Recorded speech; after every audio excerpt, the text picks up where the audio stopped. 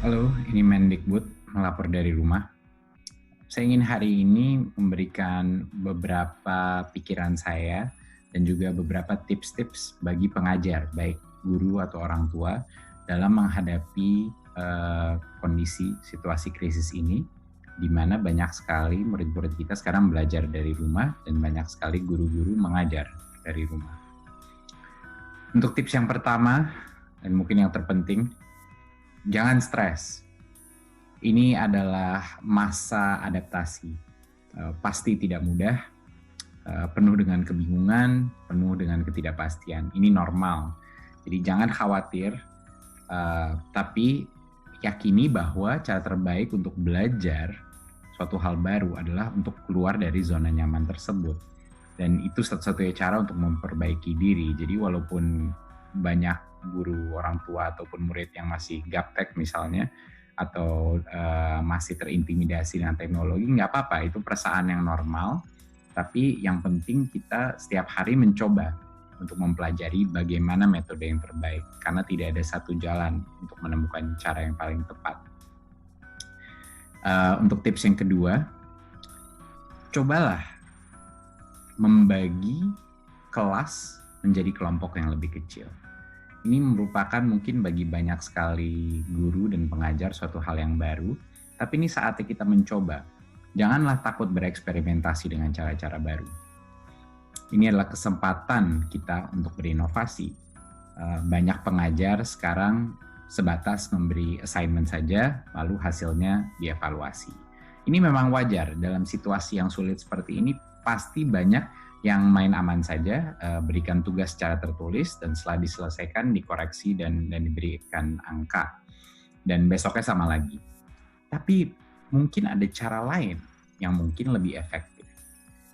Tidak semua murid punya level kompetensi yang sama. Yang unggul di satu bidang belum tentu unggul di bidang yang lain. Cobalah membagi kelompok belajar berdasarkan kompetensi yang sama. Contoh, kalau satu hari ada 5 jam mengajar, kenapa harus seluruh kelas serentak diajar lewat videocon?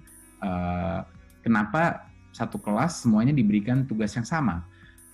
Sebagai contoh juga, 5 jam mengajar dalam satu hari itu bisa sebenarnya dibagi menjadi 5 kelompok yang lebih kecil, masing-masing 1 jam melalui video conference.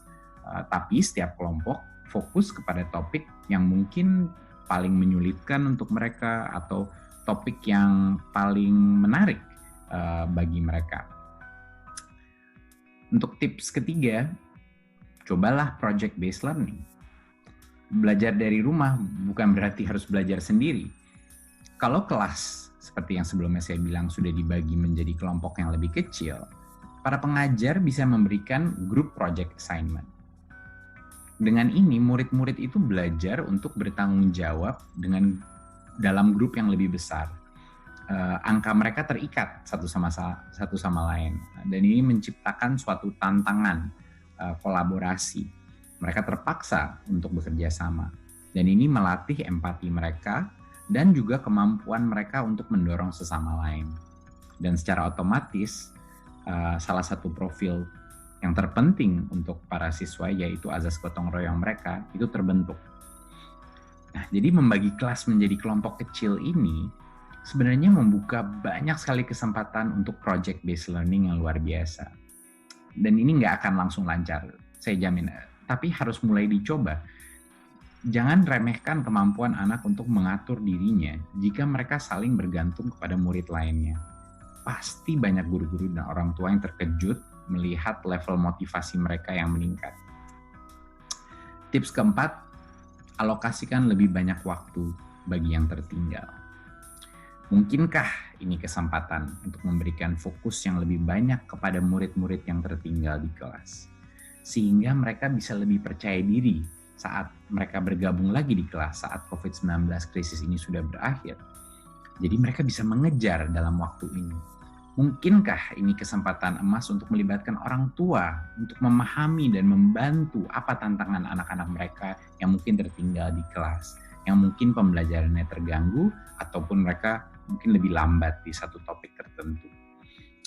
Karena ada beberapa anak-anak yang jelas punya bantuan yang lebih banyak. gitu. Ada anak-anak yang butuh bantuan lebih banyak, ada anak-anak yang mungkin lebih independen.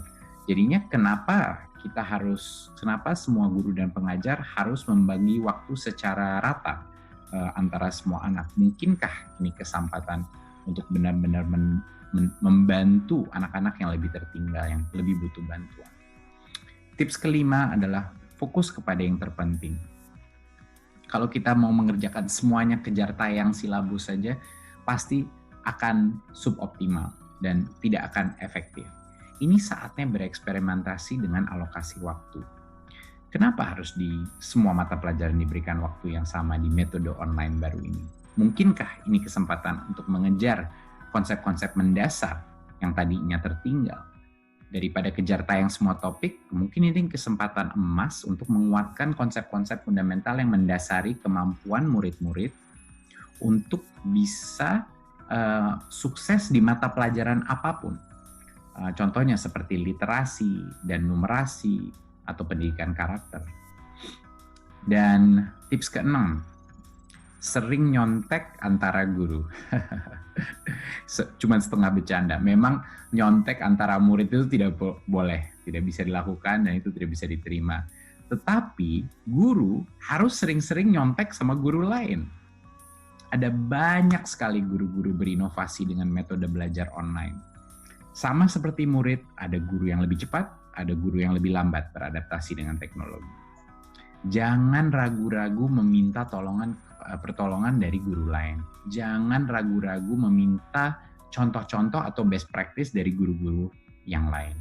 Sekarang dengan video conferencing, mudah sekali untuk nimbrung ke kelas guru yang lain.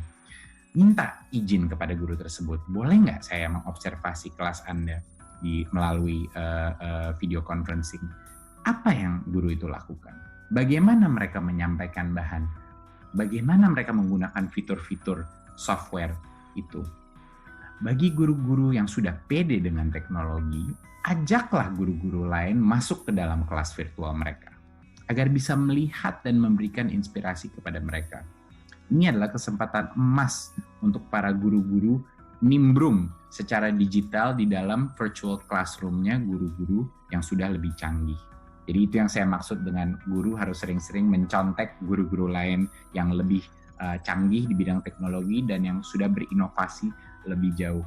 Dan tentunya ini akan juga meningkatkan semangat para guru karena mereka bisa melihat di dalam suatu virtual classroom apa yang mereka lakukan berbeda dari kelas yang biasa.